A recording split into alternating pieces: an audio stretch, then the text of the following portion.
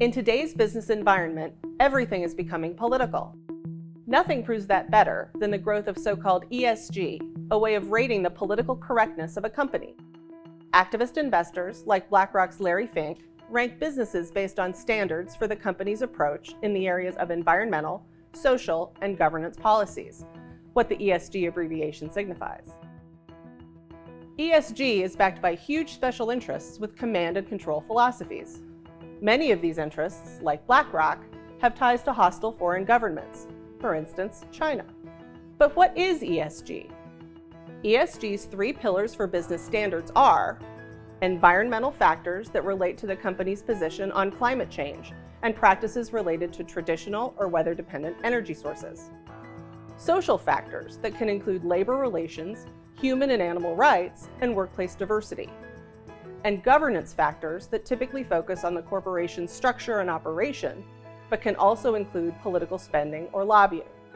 Encouraging companies to be good members of the community may sound like a great idea, but the devil is in the details.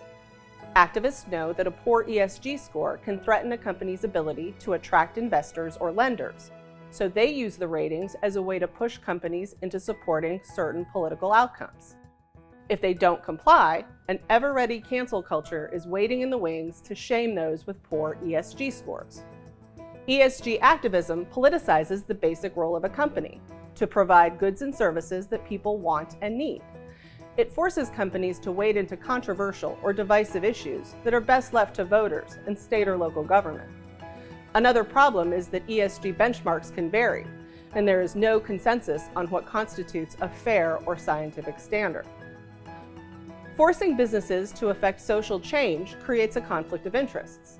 Businesses need to make money to keep paying their workers and their investors, but ESG standards try to force companies to pursue vaguely defined socio-political objectives as well. That's a problem, both for businesses and also for our democratic system, where voters, not Wall Street activists, are supposed to decide political questions. New evidence suggests that ESG standards can harm the economy, which has caused more business groups to push back against these ratings. This InfluenceWatch Hub can help you navigate the various special interest networks involved in ESG activism, both its supporters and its opponents. It includes the major players, organizations, and firms that have all taken a position on ESG policies. I'm Kristen Eastlick, Editor-in-Chief of InfluenceWatch and Senior Vice President at Capital Research Center.